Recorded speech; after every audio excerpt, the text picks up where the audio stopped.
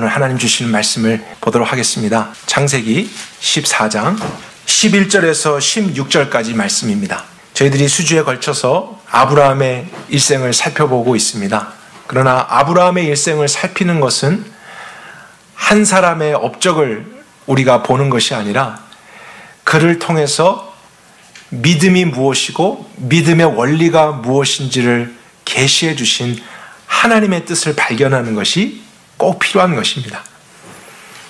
하나님은 아브라함이라는 그 한 사람을 통해서 우리 모두들에게 믿음의 원리를 가르쳐주고 계시기 때문입니다. 그래서 믿음의 조상이라는 타이틀이 아브라함에게 붙은 것이죠.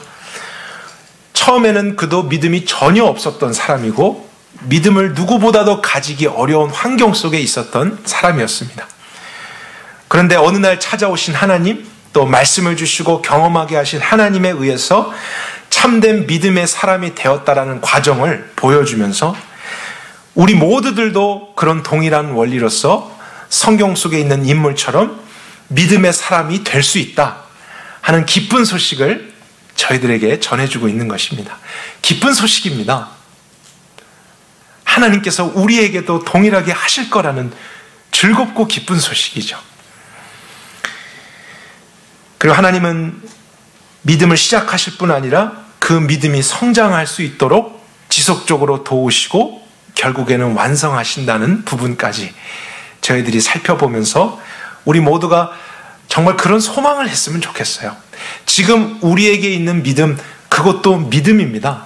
그러나 하나님에 의해서 이 믿음이 온전해지기를 소망하고 그렇게 될 수 있다라는 희망을 가지고 우리가 말씀을 대할 때 하나님은 이 시간을 통해서도 우리 안에 그 일을 행하실 줄 믿습니다. 우리가 예배로 모였지만 분명히 하나님은 여러분 각자에게 말씀하실 것입니다. 각자의 마음에 감동을 주실 것입니다. 그럼 그것을 그냥 그러려니라고 받지 말고 하나님이 하셨구나, 하나님이 일하시는구나, 말씀하시는구나, 이렇게 인식하여서 하나님이 이루시길 원하는 그 축복을 우리 모두 다 받게 되기를 원합니다. 저희들이 14장 11절부터 말씀을 보았는데 오늘은 전체 내용을 다룰 예정입니다. 그래서 1절부터 우리 돌아가서 차근차근 말씀을 살펴볼 텐데요. 14장에는 여러 복잡한 지명, 사람들의 이름, 나라 이름들이 나오기 때문에 조금은 어렵게 느껴집니다. 하지만 그럴수록 차근차근 읽어가면서 내용을 먼저 확실하게 이해하는 것이 필요하겠죠. 그래서 우리가 한번 그런 과정을 가져보도록 하겠습니다. 1절, 당시에 시날 왕 아므라벨과 엘라살 왕 아리옥과 엘람 왕 그돌라오멜과 고임 왕 디다리, 이렇게 시작되고 있는데 여기까지가 주어입니다. 주어가 좀 길죠. 4명의 왕 이름이 나오고 있습니다. 2절에 소돔 왕 베라와 고모라 왕 비르사와 아드마 왕 시납과 스보임 왕 세메벨과 벨라고 소알 왕과 싸우니라. 그래서 이 2절을 우리가 요약을 해보면요, 1절에 있었던 4개의 국가의 4명의 왕과 2절에 있는 5국가의 5 왕들이 함께 싸움을 하게 되는 일이 있었다는 것을 알 수 있습니다. 그리고 그것에 대한 배경을 3절 이하에 계속 기록하고 있습니다. 이들이 시딤 골짜기에 지금 다 모여 있는데 원래는 이렇게 싸웠던 사람들이 아니고 그돌라오멜을 중심으로 함께 연합했던 연합국가였음을 밝히고 있습니다. 1절에 보니까 그돌라오멜은 엘람 왕이었죠. 그래서 4개, 5개가 원래는 9개의 연합국가로 미합 중국처럼 같이 동맹을 맺어서 지내고 있었는데 12년 동안은 그렇게 했었습니다. 그래서 그돌라오멜을 중심으로 그 나라들이 함께 움직이고 있었는데 4절에 보니까 13년째에 배반을 하는 일이 생겼습니다. 반란이 일어난 것이죠. 그 이유는 우리가 알 수 없지만 이제 2개의 세력으로 나눠지게 됩니다. 그래서 14년째 됐을 때에 그돌라오멜과 그와 함께한 동맹국가, 그것이 이제 1절에 있는 나라들이죠. 나머지 세 나라들, 이렇게 네 나라와 5개 나라가 함께 갈라져서 전쟁을 하게 되는 일이 일어난 것입니다. 그돌라오멜과 나머지 세 국가는 먼저 르바 족속, 엠 족속, 호리 족속, 아말렉과 아모리 족속을 정복합니다. 물론 나라들에 비해서는 소수의 민족이긴 하지만 그들을 점령할 정도라면 굉장한 힘을 가진 나라의 연합이라는 것을 우리가 생각해 볼 수 있죠. 그래서 주변의 소수 국가들을 정복하면서 세력을 확장한 후에 그 다음에 이제 5개의 연합 국가와 부딪히게 됩니다. 그래서 8절에 소돔 왕, 고모라 왕, 아드마 왕, 스보임 왕, 벨라고 소알 왕과 시딤 골짜기에서 전쟁을 하는 것이죠. 한번 생각해 보시겠어요? 4개의 연합국가와 5개의 연합국가가 싸운다. 그러면은 여러분이 생각하셨을 때 누가 이길 것 같으세요? 물론 이제 중요한 건 나라의 규모들이 어떻게 되는가, 병력들은 어떻게 되는가, 이런 것이 중요하겠죠. 근데 숫자적으로 그냥 생각했을 때는 5개가 연합한 나라니까 더 강하지 않았을까, 이런 생각이 들 수 있는데 결과는 그 반대였습니다. 전쟁을 시작할 때에 10절에 보니까 그 시딤 골짜기에 역청 구덩이라는 것이 있었습니다. 오늘날로 하면 석유가 이제 모여 있었던 늪 같은 곳인데 소돔 왕과 고모라 왕 그 군대가 거기에 빠지기도 하고 우왕좌왕하면서 도망가기도 하는 일, 결국에는 4개의 연합했던 국가가 5개의 연합 국가를 이기게 됐습니다. 그리고 나서 이긴 사람들이 재물을 가져가는 것은 당연한 것이죠. 그래서 소돔과 고모라에 있는 모든 재물과 양식을 가지고 가게 됩니다. 고대 당시 왕들과 나라들은 전쟁을 통해서 약한 나라와 민족을 정복해가고 세력을 확장해 갔겠죠. 엘람 왕 그돌라오멜이 이끄는 4개의 연합 국가는 5개의 연합국을 이길 정도로 굉장히 강했습니다. 그리고 주변의 다른 민족들도 함께 흡수한 것을 보게 될 때 이 전쟁 후에 더 강력해진 나라들이 되었겠죠. 함부로 할 수 없는 그런 연합 국가가 되었을 것입니다. 그런데 이런 사건하고 아브라함하고 무슨 연관이 있을까, 이런 생각을 해볼 수 있죠. 우린 지금 아브라함의 인생을 살펴보고 있는데 갑자기 연합 국가들의 전쟁사를 우리 보고 있습니다. 근데 그것이 연관이 될 수밖에 없었던 이유가 12절부터 등장하죠. 소돔이 지금 그 전쟁에 관여되어 있었는데 그 소돔에 누가 살고 있었습니까? 예전에 분가해서 나갔던 아브라함의 조카 롯이 살고 있잖아요. 거기에서 많은 재물을 갖고 가족을 이루었었습니다. 그런데 전쟁에서 지니까 이제 롯도 포로로 잡혀가고 그의 재산도 다 빼앗긴 것이죠. 근데 전쟁 후에 어떤 한 사람이 죽지 않고 또 포로로 잡혀가지 않고 살아서 아브라함에게 소식을 전해주기 위해 달려왔습니다. 그리고 나서 당신의 조카 롯도 이제 곤경에 처했습니다 라고 이야기를 하자 14절을 볼까요? 아브라함이 그 조카의 사로잡혔음을 듣자마자 집에서 훈련했던 사람 몇 명을 데리고요? 318명을 데리고 이제 찾아갑니다. 지금 찾아가는 곳이 어디냐면 4개의 연합국가를 찾아가는 거예요. 318명이. 근데 그 4개의 연합국가는 방금 5개의 연합국가를 이길 정도로 강했던 자들이잖아요. 근데 쫓아가서는 16절에 빼앗겼던 모든 재물, 자기 조카 롯과 그의 재물과 아내와 종들을 다시 찾아왔더라. 무슨 뜻이죠? 누가 이겼습니까? 아브라함이 이겼다는 것입니다. 그러니까 우리가 성경을 이렇게 차근차근 살펴보게 되면요, 이 부분에서 이거는 말도 안 되는 일이다, 이렇게 반응을 해야 정상인 것입니다. 왜냐하면 318명이 어떻게 4개의 국가가 연합한 연합 군대를 이길 수 있겠어요? 현실적으로 말이 안 되는 것입니다. 그들은 그저 그런 나라들도 아니었고 지금 가장 강력한 세력을 모으고 있었던 연합 국가였잖아요. 전쟁에서 계속 이기고 있었습니다. 반면에 아브라함과 318명, 물론 이제 개인적으로 볼 때 그의 집에서 싸울 수 있는 사람이 318명이나 있다는 것은 대단한 것입니다. 그런 종들이 있을 정도로 부자였겠죠.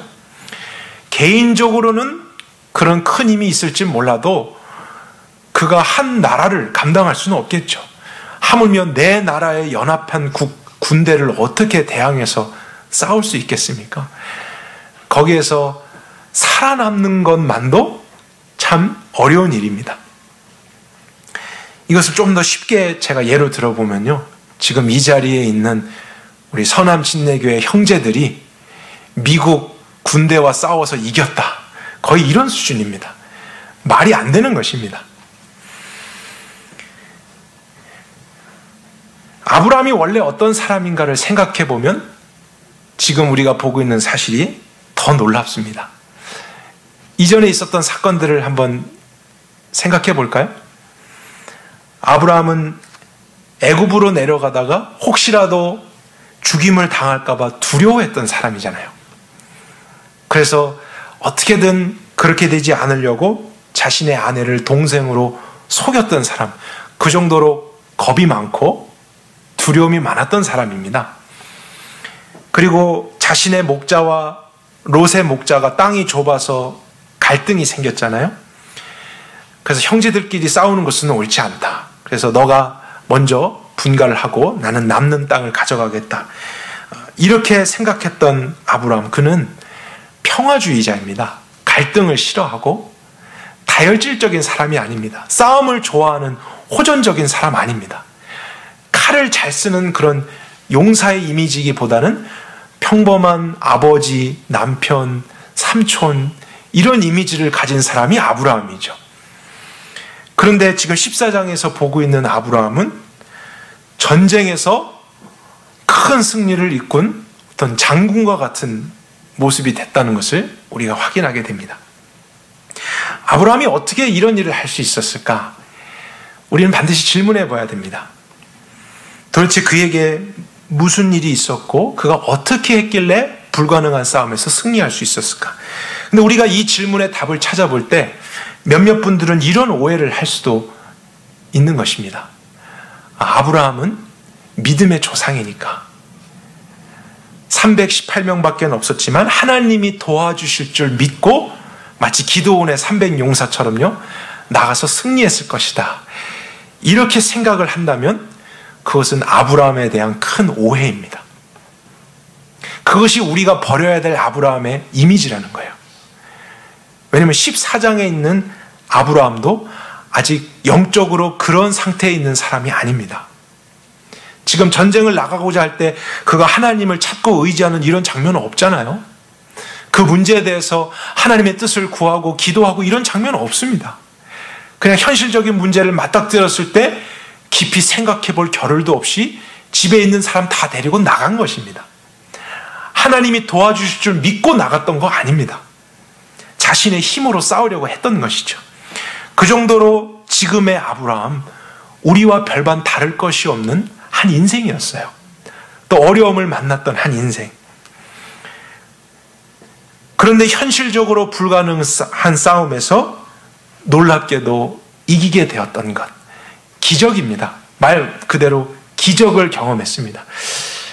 그럼 어떻게 아브라함이 그럴 수 있었을까? 가장 안전한 것은 본문 안에서 그래서 찾아보는 것이죠.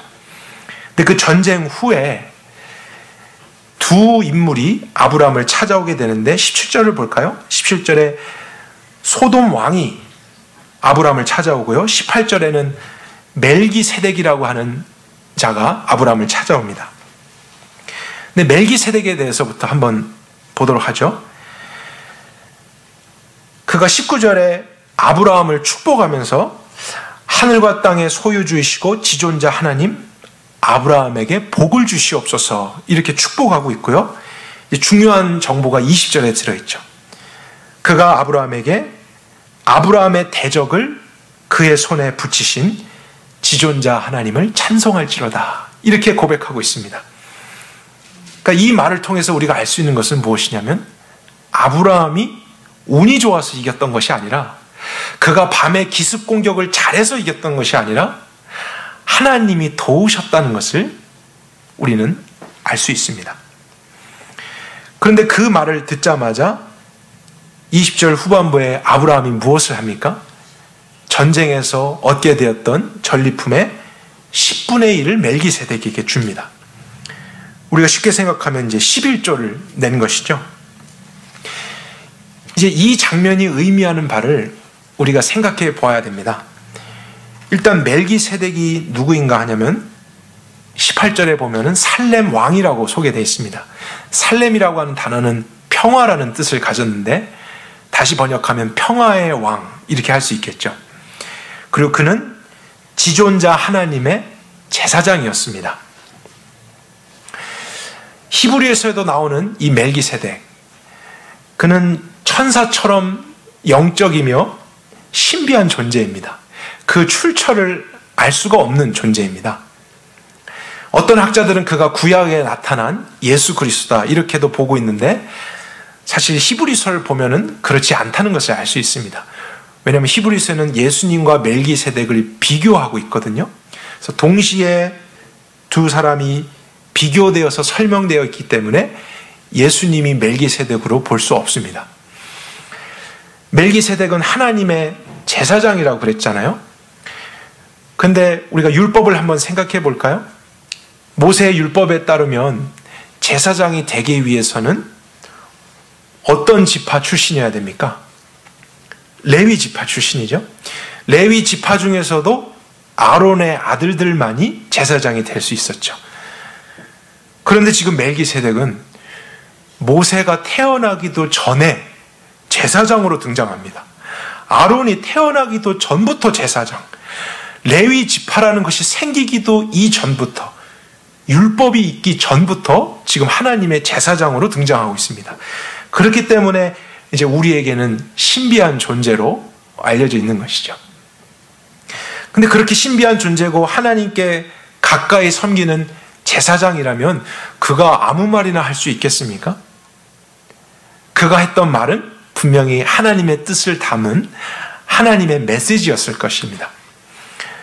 그런데 이제 막 전쟁을 마치고 온 아브라함을 향해서 그는 하늘과 땅의 주인이시고 가장 높은 지존자 하나님께서 아브라함 당신의 손에 대적을 붙이셨습니다. 그분을 찬양하십시오. 이렇게 하나님이 하신 일을 알려줬던 거예요. 아브라함이 잘 싸웠기 때문에, 운이 좋았기 때문에 이긴 것이 아니라 하나님이 도우셨기 때문에 승리했다. 그 말을 듣자마자 아브라함은 전쟁에서 얻은 10의 1을 멜기세덱에게 드렸습니다. 그럼 여기서 우리가 또 11조라는 것을 한번 생각해 볼까요? 여러분, 11조가 무엇입니까? 율법에 따르면은 생활 가운데서 얻게 된 수입이 하나님에 의해서 주어진 것이다라는 믿음 안에 대표적으로 그것에서의 10분의 1을 하나님께 드리는 행위죠. 그것은 사실 10의 10 전부, 나에게 있는 모든 것이 하나님으로부터 온 것이고, 그렇기 때문에 나는 보여지는 이 어떤 것, 물질을 의지하는 인생이 아니라 이것을 공급하신 하나님만을 의지하는 인생입니다. 이것을 표현하기 위해서 율법으로 지키도록 하셨던 것이 11조입니다. 그러니까 아브라함은 자신이 지금 경험한 일이 단순한 기적이 아니라 하나님이 하셨다는 것을 믿게 되었던 거예요. 그래서 그 믿음 안에서 10의 1을 하나님께 드린 것이죠. 근데 여기에서도 우리를 하여금 생각하게 하는 것은 11조라고 하는 개념도 모세의 율법에 따라서 제정된 것이잖아요. 근데 아브라함은 그 율법이 있기도 전에, 하나님이 그것을 말씀하시기도 전에 그 마음 안에서 자원함으로 드렸던 것입니다. 그런 정신과 믿음이 들어왔던 거예요. 율법으로서가 아니고 믿음으로 했던 것입니다. 모든 것을 하나님이 하신 것이다. 그런데 아브라함이 처음부터 이런 믿음을 가진 것은 아니었다고요. 전쟁에 나가기 전부터 하나님이 모든 것을 소유하시고 주장하시니까 내가 싸우면 이길 것이다, 이런 믿음이 없었던 아브라함입니다. 긴급한 상황에서 자기가 데리고 있었던 사람들을 가지고 전쟁을 했을 뿐인데 원래 그대로 나가면 패배하는 것이 맞습니다. 그런데 이해할 수 없는 승리를 경험하고 돌아왔을 때 멜기세덱이라는 존재를 통해서 하나님이 하신 것입니다. 그 메시지를 듣자 인식한 거예요. 그렇구나, 하늘과 땅의 주인이신 하나님이 도우신 것이었구나, 운이 좋아서가 아니었구나. 그러니 정말 이것을 하나님께 나는 드려야겠다, 하나님이 하셨습니다. 이런 믿음이 아브라함에게 지금 생겼다는 것이죠. 이 관점을 우리가 이해하는 것이 너무나 중요합니다. 아브라함의 그 믿음에 대한 증거가 다음 절부터도 이제 계속되고 있는데요. 멜기세덱만이 아니라 소돔 왕도 아브라함을 찾아왔었죠. 21절을 볼까요? 소돔 왕이 아브라함에게 말합니다. 너가 취했던 사람들은 다시 나에게 돌려보내고 물건들만 가지고 가면 안 되겠느냐. 그러니까 소돔 왕은 전쟁에서 패했잖아요. 그리고 아브라함이 그것을 가지고 가는 것은 어떻게 보면 전쟁에서 당연한 원리인데 부탁하고 있는 것입니다. 사람들은 돌려보내주고 너가 전쟁에서 이겼으니 그 재물들은 다 가져라. 근데 그러한 상황에서 아브라함은 22절 같이 자신의 신앙을 고백합니다. 하늘과 땅의 소유주 지존자 하나님 여호와께 내가 손을 들고 맹세하노니. 근데 이 말 어디서 많이 들어본 거 아닙니까? 방금 멜기세덱이 알려준 것이죠. 그가 처음부터 이런 이름의 하나님을 알았던 것 아니고 이런 믿음이 있었던 것 아니었습니다. 그 하나님을 경험한 후에 알게 된 것입니다. 그리고 나서 고백하죠. 내가 가진 모든 것 필요 없다. 다시 다 돌려줄 것이다. 신발끈 하나도 나는 취하지 않겠다.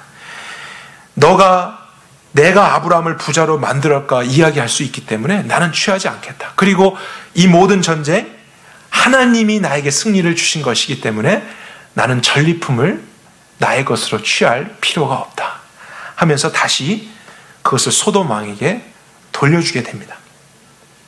어떻게 보면 아브라함의 신앙 고백이라고 할 수 있겠죠. 그런 믿음이 없었던 사람이 하나님께서 하신 일을 경험하고 하나님이 하셨다는 것을 인식하게 될 때 믿음이 생겼고 이제 그 믿음 안에서 다음으로 나아가게 되는 장면을 우리가 보게 됩니다. 아브라함의 인생을 통해 나타난 이런 믿음의 원리를 여러분이 꼭 생각하실 수 있어야 됩니다. 오늘의 이 사건만이 아니라 2주 전, 3주 전부터 있었던 일을 우리가 같이 정리해보면 이렇게 될 수 있습니다.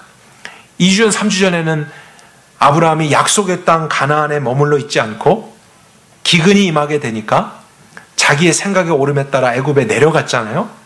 연약함이었습니다.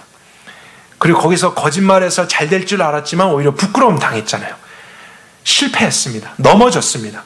그런데 그런 연약함 중에서도 하나님이 나타나셔서 보호해 주시고 한 사람도 잃지 않게 하시고 오히려 은혜로 더 많은 것을 얻고 돌아오게 하셨을 때 이전에 단을 쌓았던 곳에 도착했죠. 그리고 거기에서 경험한 하나님의 이름을 다시 부르게 됐습니다. 때로는 실패와 넘어짐을 통해서도 하나님을 경험해서 하나님을 믿게 되는 일이 있다는 것을 아브라함이 보여준 사건이 바로 2주 전, 3주 전의 사건이라면 오늘 저희들이 14장에서 보고 있는 사건은 그 반대되는 개념이에요. 실패가 아니라 승리를 통해서, 기적을 통해서 나로서는 이룰 수 없었던 어떤 특별한 일을 경험한 후에 하나님에 대한 믿음을 갖게 되는 일이 있을 수 있다는 것을 성경은 증거하고 있습니다. 그러니까 잘 되는 것이 다 나쁜 것만은 아니라 하나님이 나에게 믿음을 주기 위해서 나는 뜻하지도 않았는데 하신 일이었다는 것을 성경은 이야기하는 것이죠. 그런 일들이 오늘날도 있을 수 있다는 것입니다. 도저히 나로서는 이룰 수 없는 승리를 경험했을 때 그 당시에는 그런 믿음이 없었지만 하나님이 하셨구나. 영적인 눈이 열리면서 하나님을 인식하게 되고 그 하나님이 하늘과 땅의 주인이라는 것을 개인적으로 믿게 되는 믿음이, 그러한 개인적인 경험을 통해서 우리 가운데도 일어날 수 있다는 것이죠. 모든 사람이 그러한 믿음을 처음부터 가진 채로 시작하지 않습니다. 우리는 그렇지 않고 오히려 이 세상에 보이는 것, 만져지는 것을 따라서 살아가는 삶들이잖아요. 그러나 그럴 수 없는 자들에게 하나님이 먼저 일하심으로써 그 믿음을 갖게 하신다고요. 그런 과정을 통해서 나중에 아브라함이 모리아 산으로까지 올라가는 것입니다. 거기에서 하나님의 말씀에 순종함으로 자신의 생명과도 같은 아들을 드릴 수 있었던 것. 그때는 정말 아브라함의 믿음으로 했던 것이죠. 그러나 처음부터 등장하자마자 아브라함이 하나님이 말씀하시면 네 주님 하면서 그렇게 순종을 했던 것이 아니라, 그럴 수 없었던 사람이 실패와 넘어짐과 성공과 기쁨과 인생의 높음과 낮음 모든 것 안에서 역사하신 하나님을 경험함으로써 그분에 의해서 믿음을 갖게 되고 그분에 의해서 믿음이 온전해져서 결국엔 믿음의 사람이 된 것입니다. 우리에게도 왜 그런 일이 없겠습니까? 하나님은 그렇게 일하기를 원하십니다. 우리의 인생의 넘어짐과 실패, 그 문제만을 보면 안타까운 것이지만 그것을 통해서도 하나님을 발견하고 믿게 된다면 그것마저도 선한 것이 되는 것입니다. 그리고 우리가 우리의 힘으로 이룰 수 없었던 어떤 기적과 같은 일, 놀라운 일, 기쁜 일, 승리하는 일, 이런 것을 통해서도 그 승리 자체가 중요한 게 아니라 어떻게 이렇게 됐을까 생각해 보니까 하나님이 하셨구나. 그런 감동을 주실 때 그것을 인정하고 인식하게 되면 하나님에 대한 믿음이 우리 안에서 일어나게 되는 것입니다. 믿음은 우리 스스로가 절대로 만들어낼 수 있는 것이 아닙니다. 우리가 노력한다고 해서 믿음을 만들어낼 수 있는 것이 아니에요. 믿음의 대상이신 하나님을 알게 될 때 믿음이 일어나는 것이죠. 그분이 어떤 분인지를 알아야 믿잖아요. 그것을 경험해야 우리의 믿음이 자라나는 것 아니겠습니까? 그런 거 하나도 없이 갑자기 아무것도 없는 가운데서 지존하신 하나님을 어떻게 우리가 고백합니까? 하나님이 하늘과 땅의 소유주시다 어떻게 우리가 고백합니까? 이론적으로는 알아도 현실적으로는 불가능합니다. 그래서 하나님은 우리 삶 속에 그러한 믿음을 주시기 위해서 오늘도 보이지 않는 손으로 역사하시는 것입니다. 저는 우리 모두가 우리 인생에서 그런 모든 순간에 보이지 않는 하나님의 손이 있었음을 인식하는 것이 필요하다고 생각해요. 사실 돌이켜보면 여러분 오늘날을 살아올 때까지 이미 여러분도 기적 같은 일을 많이 경험하셨잖아요. 나의 힘으로 이룰 수 없는 승리 같은 것 경험하셨잖아요. 우리 인생이 어둡고 슬프고 실패한 것만 있었습니까? 기쁘고 즐겁고 높아지고 잘 되는 것도 있었습니다.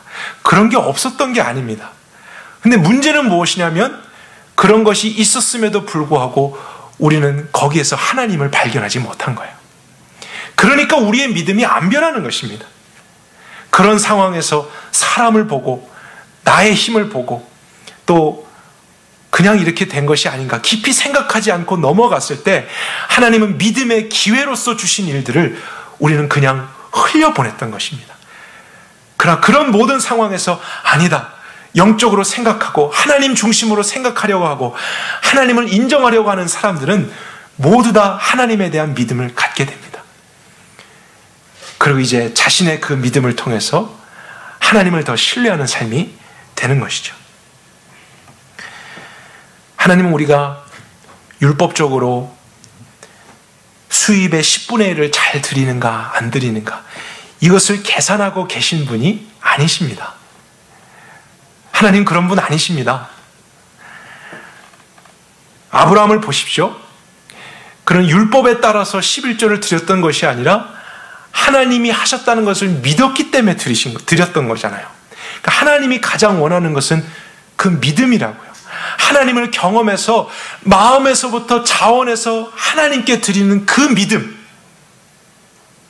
우리 모두에게도 원하시는 것은 그 믿음이지 우리의 행위가 아닙니다. 11조를 냈다, 예배를 드렸다, 이런 것이 아닙니다. 이 교회라는 건물 안에서 하나님의 이름을 높이 부르고 또 우리가 하는 이런 것이 중요한 게 아니라 여러분이 이 예배를 마치고 삶의 자리에 갔을 때 거기에도 함께 하신 하나님을 인식하는 게 중요하다고요.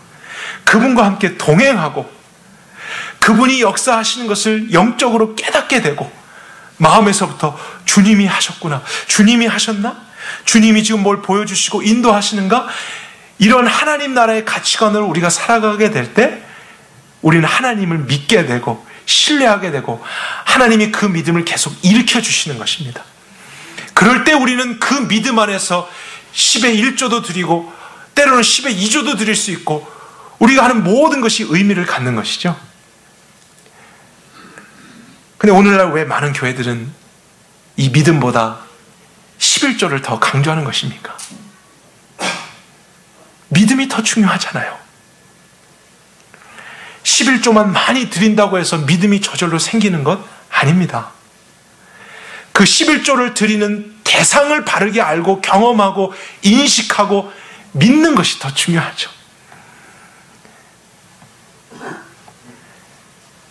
그러나 반대로도 제가 한번 생각해 봤습니다.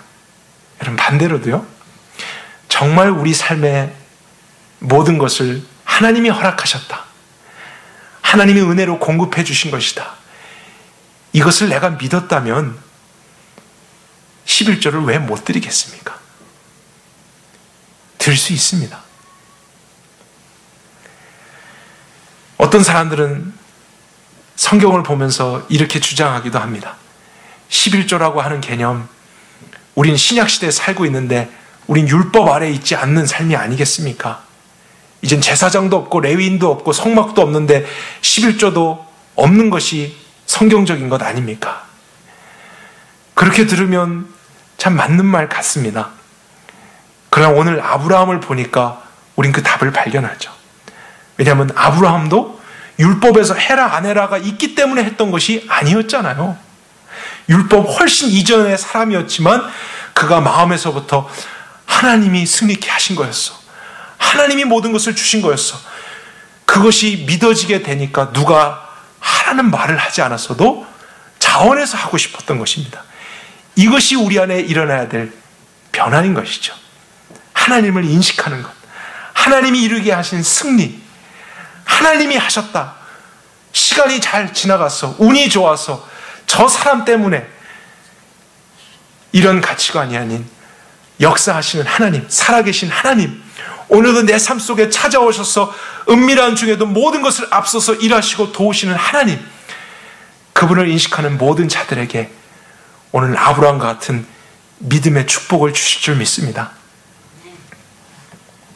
이것은 한두 사람만에게 있는 특별한 것이 아닙니다. 저와 여러분 모두에게도 이런 믿음이 일어날 수 있습니다. 태어나면서부터 소경이었던 앞이 보이지 않는 한 사람이 있었습니다. 그는 이제 장성해서 어른이 되었는데요. 하루는 예수님께서 그를 찾아가 주셨습니다. 그리고 진흙을 이겨서 그의 눈에 붙이신 다음에 실로암이라고 하는 못에 가서 씻으라, 이렇게 말씀하셨어요. 그래서 그 사람이 그렇게 가서 했더니 놀랍게도 눈이 띄어지게 됐습니다. 여러분 상상해 보세요. 태어나면서부터 눈이 보이지 않았던 사람, 그가 평생을 한 번도 보지 못했던 것입니다. 보는 것이 무엇인지를 알지 못하는 사람이었어요. 그런데 예수님에 의해서 눈이 띄어지게 됐을 때 그 사람에게는 기적이죠. 자신의 힘으로는 도저히 이룰 수 없는 것을 이루게 된 것입니다. 그런데 우리가 발견해야 될 중요한 사실은 그 사람이 믿음을 가지고 예수님께 먼저 찾아갔기 때문에 치유를 받은 것이 아니라는 사실이에요. 그는 그런 믿음이 없었습니다. 예수님이 누구신지를 아직 알지 못했습니다. 그런데 그런 상황에 있는 한 사람에게 예수님이 먼저 가셔서 일방적으로 기적과 치유를 주시게 되니까 그에게 믿음이라는 것이 들어오기 시작했습니다. 오늘 아브라함과 너무나 똑같은 상황입니다. 그가 눈을 뜨게 되자 이제 주변에 있던 사람들이 먼저 놀라기 시작했습니다. 평생 그가 보지 못했었는데 갑자기 보게 되니까 놀란 것이죠. 웅성웅성 거리게 되니까 그 사람을 데리고 그 유대 사회 지도자들 바리새인들에게 데리고 갔습니다. 그래서 바리새인들이 질문합니다. 너에게 무슨 일이 일어났는가? 어떻게 이렇게 눈을 보게 되었는가? 했더니 그 사람이 예수라는 분께서 나를 치유해 주셨습니다. 그렇게 고백을 했어요. 맞는 말이잖아요. 그가 노력해서 아니면 어떤 시간이 일정하게 흘러서 갑자기 이제 눈을 뜨게 된 것이 아니라 예수님이라는 그분이 오셔서 치유해 주셨던 것입니다. 그런데 바리새인들은 그 사실을 듣고도 인정하려고 하지 않았어요. 그리고서는 그가 안식일에 이런 일을 한 것을 보니 하나님께로부터 온 자가 아니다. 그는 죄인이다. 그가 한 것이 아니다. 예수님이 하나님 되심을 부인하려고 했습니다. 그리고 나서 이제 그 사람의 부모를 불러왔습니다. 똑같은 질문을 합니다. 당신의 아들이 어떻게 이런 일을 경험했습니까? 근데 그 사람들이 듣길 원했던 대답은 무엇이었을까요? 하나님이 하셨다. 이 말만 빼고는 다 듣고 싶은 거예요. 그래서 부모에게 어떻게 된 사실입니까? 했더니 부모는 그 사실을 알면서도 그 당시 분위기가 예수님을 믿는다고 하면 유대교에서 쫓겨나는 분위기였기 때문에 두려워서 그분이 하셨습니다라고 이야기를 하지 못했습니다. 그래서 그가 어른이 됐으니 직접 물어보십시오. 우리도 잘 모르겠습니다. 하나님이 하신 일을 보고도 두려워서 고백을 하지 못했습니다. 그것이 부모들의 또한 상황이었습니다. 그래서 이제 마지막으로 그 사람을 바리새인들이 다시 불렀는데요. 이제는 협박을 합니다. 그 예수라는 자가 고쳤다고 말하지 말아라. 그러나 그때 이 협박을 듣고 나서 그 소경이 했던 대답, 여러분 그것이 오늘날 현대인에게요 가장 유명한 말이 된 걸 알고 계십니까? 그 당시엔 아니었는데 나중에 그가 했던 대답이 찬양이 되어서 전 세계에서 가장 많이 부르는 찬양이 됐습니다. 그 찬양을 오늘 우리도 불렀습니다. Was blind, but now I see. 그것이 그 소경이 했던 고백입니다. 광명을 얻었네. 그는 자신의 삶에 일어난 이 일을 우연이라고 말할 수가 없었습니다. 단순한 기적이라고 말할 수가 없었어요. 하나님께로 오신 바로 저분이 나를 치유해 주신 것입니다. 저분이 특별하신 분이십니다. 하나님이 하신 것입니다. 자신이 소경이었지만 보게 된 것, 그러나 더 깊은 의미는 무엇이었냐면 영적인 소경이었다는 거예요. 하나님이 어떤 분이신지를 알지 못하고 지금 나에게 오신 예수님이 어떤 분인지를 알지 못했는데 이런 기적과 승리를 통해서 내가 알게 된 사실은 이분이 하나님이라는 사실입니다. 영의 눈이 열린 것이죠. 이것이 더 중요한 것 아니겠습니까?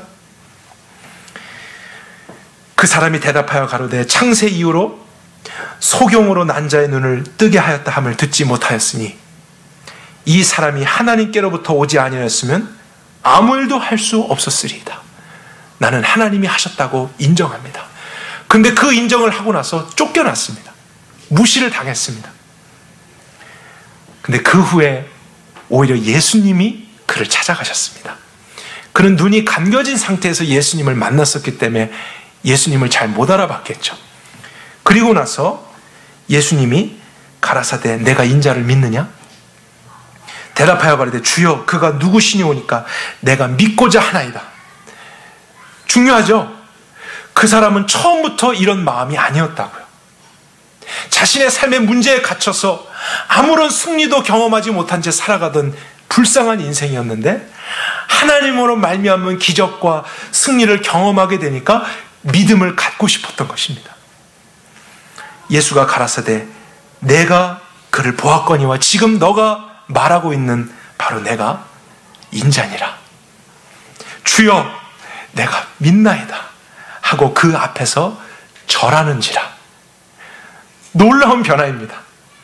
그러나 그가 스스로 만들어낸 것이 아니라 그러한 믿음을 주기까지 찾아오시고 기적을 베풀어 주시고 승리케 하시고 기쁘게 해주셨던 그 하나님의 열심과 역사하심과 섭리가 믿음이 없는 한 사람에게 믿음을 주었던 것입니다.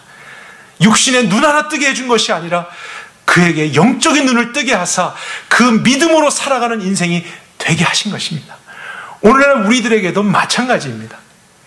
하나님은 여러분의 삶 속에도 오늘날 여러분이 할 수 있는 것 이상의 일들을 이루고 계십니다. 그 일을 하실 것입니다. 여러분 그때마다 제발 깊이 생각하십시오. 그냥 지나가지 마세요. 문제가 해결됐을 때 그냥 또 다른 문제 속으로 들어가지 말고 왜 그랬는가? 나에게 일어난 일이 무엇이었는가? 한번 생각해 보시길 바라요. 우리의 문제는 하나님이 역사하셨음에도 불구하고 영적으로 너무 무감각한 것입니다. 우리의 상황들을 그렇게 보려고 하지 않는 거예요. 그냥 원래 될 일이 된 것처럼 그리스도인이라면 더 그렇게 생각해서는 안 됩니다. 우리의 사고방식에는 우연이라는 단어가 없습니다. 하나님의 주권이고 하나님의 통치입니다. 물론 잘 되는 것만이 아닙니다.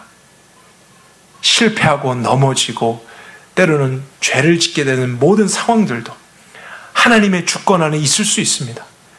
그러나 그럼에도 불구하고 찾아와 주시고 은혜를 베풀어 주시고 회복시켜 주시고 나를 하나님의 의대로 심판하지 않고 오히려 긍휼히 여겨주신 하나님을 경험한다면 우린 거기에서도 믿음을 갖게 되는 것이죠. 그럼 우리의 모든 상황이 나의 믿음을 위한 것이 됩니다. 그러나 또 반면에 우리가 경험했던 너무 기쁜 일, 감사한 일, 즐거운 일, 높아지는 일, 승리케 되는 모든 일들도 나의 선함과 능력이 아니라 하나님이 하신 것이구나. 이것을 인정하고 인식하고 마음에서부터 그 문을 열게 될 때 하나님은 우리에게 믿음을 주시는 것입니다. 그분이 하늘과 땅의 주인이시다. 그분이 지존하신 분이시다. 너의 인생 그분이 창조하셨으니 반드시 지키시고 공급하시고 이끌어 주신다. 그런 믿음이 들어왔을 때 10의 1밖에 못 드리겠습니까? 10의 10도 드릴 수 사실 있는 것입니다. 그러나 하나님이 원하는 것은 믿음이라고요. 먼저 그 믿음, 먼저 그 하나님과의 바른 관계 속에서 우리가 믿음으로 나아가게 될 때 우리 같은 존재도 이제는 세상을 두려워하지 않고 우리의 현실 속에 문제 속에 갇히지 않고 그 문제 속에서도 함께 하신 하나님을 늘 바라볼 수 있게 되는 것이죠. 그리고 우리 모두도 모리아 산으로 가는 것입니다. 이제는 이 세상에 보이는 것, 만져지는 것, 어떠한 것보다 하나님의 말씀이 우선입니다. 하나님께 순종이 최선입니다. 우리 모두가 그렇게 돼야 합니다. 그러나 하나님이 그렇게 하실 것입니다. 우린 반드시 그렇게 돼야 됩니다. 여러분이 그 과정 안에서 하나님의 역사를 꼭 인식하실 수 있길 바랍니다. 오늘도 그 믿음을 주기 위해서 말씀하시는 그분이 하나님이 나에게 말씀하시는 것이구나. 이렇게 인식하실 수 있는 여러분 모두가 되실 수 있길 바랍니다. 우리가 사는 이 시대와 세상은요, 하나님이 하셨다는 것을 말하는 것을 부끄럽게 만드는 세상입니다. 그렇게 말하는 것을 두렵게 하는 세상입니다. 마치 소경되었던 자의 부모가 느꼈던 심정, 저와 여러분들에게도 있을 수 있습니다. 그렇게 말하면 마치 어리석은 사람 같고 이성이 없는 사람 같고 광신도자 같고 신비주의를 따르는 사람같이 여기도록 하는 이 시대의 풍조 안에 우리는 살고 있습니다. 그러나 여러분 속지 마세요. 두려워하지 마세요. 우린 담대하게 하나님이 하셨은 것을 인식하게 되는 순간 주님이 하셨습니다. 나를 주목하지 마십시오. 마치 아브라함이 소돔 왕에게 고백했던 것처럼 그분은 하늘과 땅의 주인이십니다. 내가 소유한 모든 것 하나님께서 허락하신 것입니다. 우리 모두가 세상에서 이 믿음으로 살아가게 될 때 어떻게 세상이 우리를 함부로 하겠습니까? 어떻게 두려움이 우리를 정복할 수 있겠습니까? 잠시 왔다가도 이 믿음으로 인해서 다 쫓겨남을 당할 것입니다. 하나님의 백성들, 우린 특별한 자들입니다. 그 하나님이 보호하시고 인도하시는 인생들입니다. 이것이 아브라함 한 사람에게만 있는 축복이 아니라 여러분의 축복이 되시길 바랍니다. 오늘 여러분 가정의 축복이 되시길 바랍니다. 그리고 우리 모두가 이 일의 증인이 되어서 우리의 삶 속에서 하나님을 경험할 때마다 즉시 믿음의 단을 쌓길 바랍니다. 하나님의 이름을 그곳에서 증거하십시오. 여기에서 그냥 화면 보면서 하나님의 이름을 찬양하는 것, 이것만이 아니라요, 여러분의 삶의 자리에서 실패했든지 성공했든지 잘됐든지 잘못됐든지 경험한 하나님의 이름을 노래하십시오. 찬양하십시오. 믿음의 단을 쌓으십시오. 10의 1조를 드리십시오. 그 영적인 행위를 통해서 이 세상 가운데 하나님의 나라는 확장될 것입니다. 하나님께는 영광을, 우리 모두에게는 하나님의 보호와 은혜와 공급하심과 섭리하심이 있게 되기를 간절히 원합니다. 함께 기도하겠습니다.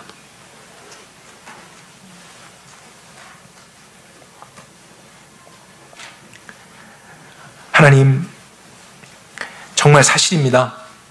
우리 개인만이 아니라 서남침례교회 공동체도 지금까지 이 공동체가 할 수 있는 것 이상의 것을 하면서 30여 년의 세월을 지내왔습니다.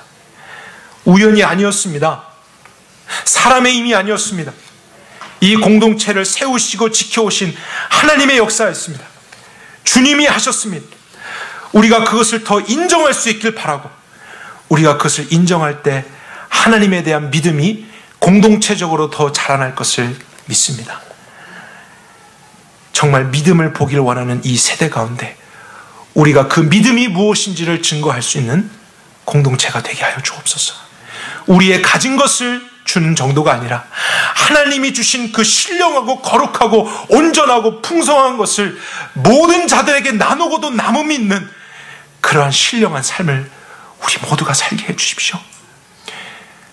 멜기세덱처럼 오늘도 이 하나님을 알지 못하는 사람, 그러나 하나님의 역사를 경험한 사람들에게 이제 우리가 찾아가서 하나님이 하신 것입니다, 이러한 메시지를 전함으로써 그들도 하나님을 향한 믿음을 갖게 되는 축복이 있기를 원합니다. 우리 가족들에게도 우리가 그 믿음의 문을 여는 도구들이 되게 해주십시오. 가족 모두가 하나님이 하신 것으로 알지 못하고 있을 때도 나 한 사람이 일어나, 아니야, 주님이 하신 것이야, 하늘과 땅의 주인 되신 하나님이 하신 것이야, 이런 우리의 신앙의 고백이 이루어질 때 우리 가정 안에서도 하나님의 나라 세워질 줄 믿습니다. 하나님 감사합니다. 더 온전하게 일하여 주십시오. 우리가 민감하게 반응해서 우리의 삶의 자리에서 그 믿음의 단을 쌓고 하나님의 이름을 예배하겠습니다. 감사드리며 예수 그리스도의 이름으로 기도했습니다. 아멘. 아멘.